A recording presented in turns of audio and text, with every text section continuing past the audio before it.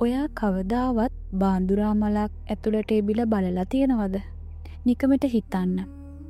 මලක් ඇතුලේ වතුර පිරීලා ඒක ඇතුලේ මැස්සෝ පොඩි සත්තු මැරිලා දි รา පත් වෙලා තියෙනවා දැක්කහම ඔයාට මොකද හිතෙන්නේ?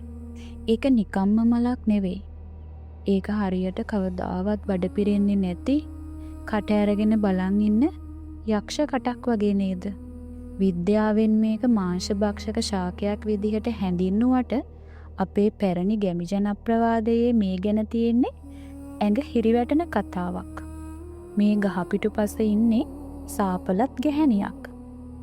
අතීතයේ හිටියලු කෑම බීම වලට හරිම කෑදර ලෝභී ගැහණියක්. ඇයගේ නම බන්දුරා.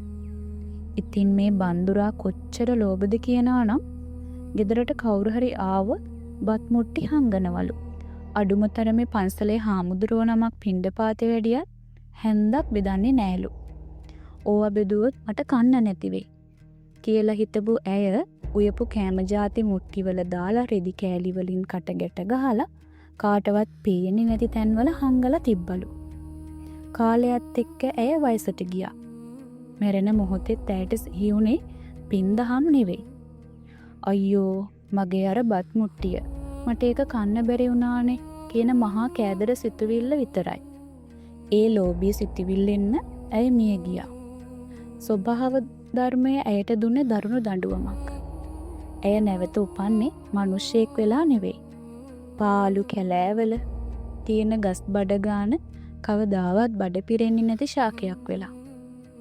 ඒ තමයි බාඳුරා. ඇයගේ නම බන්දුරා නිසා මේ ශාකයට බාඳුරා නම ලැබුණා කියලා ජනප්‍රවාදයෙන් කියවෙනවා. ඔව්. ඊට පස්සේ තමයි බාඳුරා ශාකය නිර්මාණය වුණේ. හොඳට බලන්න මේ මලේ හැඩේ. හරියටම අර ගැහණිය කෑම හංගපු මුට්ටියක් වගේ නේද? උඩින් තියෙන පියන හරියට ඒ මුට්ටිය වහපු රෙදි කෑල්ල වගේ. හැබැයි ඊටත් වඩා භයානකම දේ මේකයි. ජනප්‍රවාදයේ කියවෙන විදිහට මේ මල කියන්නේ අර මැරුණු පිරීත ගැහණියගේ කට. ඒ මලේ අර විශාල කටක් තියෙන්නේ මේ ප්‍රේතියගේ කටලු. ඇය ඉන්නේ බඩගින්නේ. ඒකට ඒ කට ඇතුළට වැටෙන ඕනම සතෙක්ව ඇය දිර ගන්වනවා. මැස්සෙක්, කූඹියෙක්, සමහර වෙලාවට පොඩි මීයන් උනත් මේ උගලට අහු වෙනවා. ඒ සත්තු පණ පිටින් දිය වෙලා යනවා. ඒත් කොච්චර සත්තු කෑවත් ඇගේ බඩ පිරෙන්නේ නැහැ.